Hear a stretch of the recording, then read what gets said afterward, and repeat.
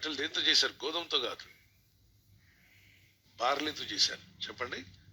అప్పుడప్పుడు barley water అంటే తాగండి. ఆ మనుషులు రైస్ను కల్తీ చేశారు. ఆ తర్వాత గోధుమను కూడా కల్తీ చేశారు. మోడిఫైడ్ రైస్ మోడిఫై అయింది, తర్వాత గోధుమ కూడా మోడిఫై చేశారు. రకరకాలుగా వాటిలో మార్పులు తీసుకొచ్చారు, జన్యు మార్పులు తీసుకొచ్చారు. కాబట్టి ఈజీగా పండుతున్నాయి. అప్పుడు సంవత్సరానికి ఒక పంట వచ్చేది, ఇప్పుడు 3 నెలలకి ఒక పంట. కోడి పిల్ల నెమ్మదిగా ఎదుగుతుందా, ఫాస్ట్గా ఎదుగుతుందండి? ఏం చేస్తున్నారు మన వాళ్ళు? ఇంజక్షన్ ఇస్తే అది సంవత్సరం ఎదగాల్సింది ఏం చేస్తుంది? నెలన్నర కల్లా ఎదిగి నా వల్ల కావట్లేదు, నడవలేకపోతున్నా అంటుంది. దాన్ని తెచ్చి మనం తింటున్నాం. అంటే న్యాచురల్గా ఉన్న దాన్ని వదిలిపెట్టి అన్యాచురల్లో గెలిపాడు మనిషి.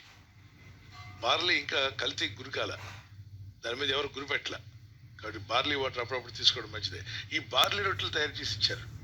వాటిని తీసుకున్నటువంటి ప్రభు అక్కడ 5,000 మందికి వాటిని పంచాడు. అనేక వేల మంది వచ్చారు అక్కడ. అందరూ తృప్తి పొంది వెళ్ళారట. జీవితంలో కొన్ని విషయాలు